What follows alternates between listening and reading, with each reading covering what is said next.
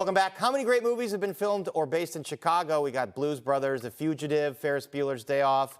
Our next guests think they might just have the next one, although they need to get it made first. And joining me are Justin Kaufman and Stephen Schmidt of the veteran Chicago improv comedy troupe Schadenfreude, who are going to do a stage reading of their never-made screenplay called Alderman, which is about a lovable fictional Chicago alderman. Justin Kaufman, Steve Schmidt, thank you guys for being here. Justin, first of all, remind our viewers about Schadenfreude, the troupe that's going to come together and do this stage reading. This is our 25th anniversary. So Schadenfreude was a sketch comedy group. We like to say what do we say, the best overground?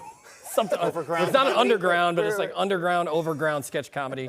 Kind of like Second City. We've been around for years. We were really famous locally, like Solozzi Edelson famous in the early 2000s. Where you always get more comedy. Always get more comedy. Steve, and that's the thing about Schadenfreude is that you were really focused in on local Chicago issues. Is that kind of the theme for the group? Absolutely, through and through. That was our bread and butter, was really being able to poke fun at those references that our audiences showed up for. We knew what they were thinking, and we brought that to the stage and we made them laugh at it. And we were so local. I mean, we had this character, Alderman Ed Bus, which is the script is, that we went to Scotland in 2000 for the Fringe Festival and did Ed Bus, and they thought that was America, because Ed Bus is kind of like a 70-year-old alderman, kind of like an Ed Burke or a Mike Madigan. That was the joke. He's the alderman of the fictional 53rd Ward of Chicago. That's right. And so we were playing off of that time in the late 90s, all this sort of older aldermen. Today, in 2025, they're not around anymore. They're either in jail or they retired, you know? Right.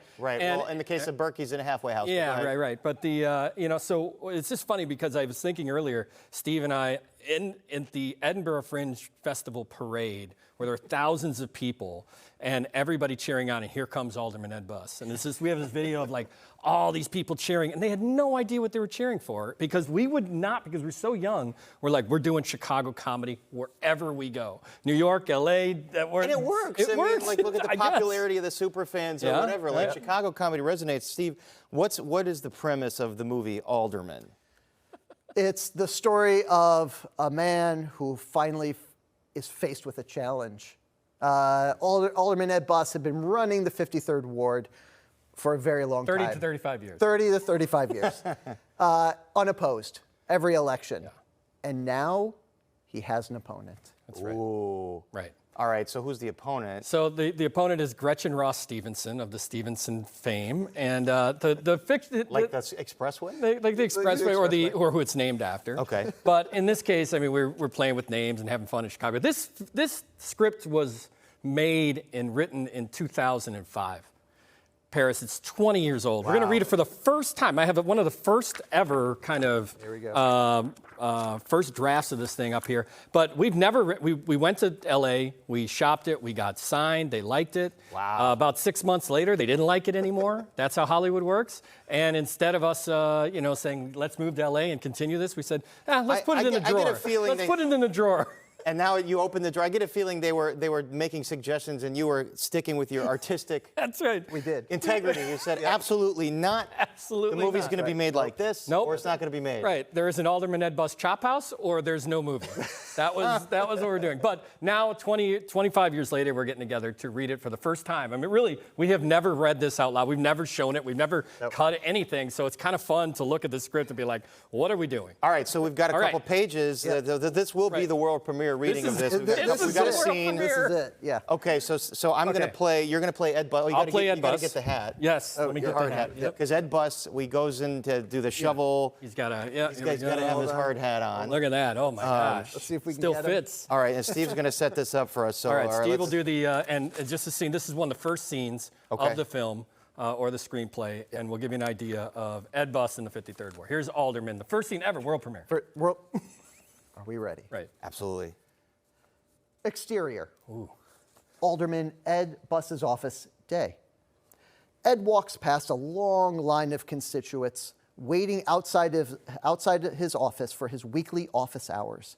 They've been waiting all day. Some people pitch tents. Hey, Frank, Ben, Diane, Raj, Tom, how's the dog? Hi, Junior, how's that bunion looking, huh? Ed reaches the end of the line and the door to his office. Lynette smiles from her lawn chair. You know what, guys? Sorry, guys. I've only got time for one more today. I know. The crowd, deflated, started packing up their stuff. Interior, the office of the alderman. Lynette shooshes in her pink jogging suit and sits down. Ed Buss, a 77-year-old man in short-sleeved dress shirt and a knit tie, removes his construction helmet, revealing a thin comb-over. He settles into a creaky 1970s rolling chair behind a cheap metal government-issue industrial desk. On the desk is a picture of his wife, Dorce Carson Peary Scott Buss, and a rotary telephone. Behind him, on the wall, is an array of photos featuring Ed posing with his favorite actor, Michael Landon.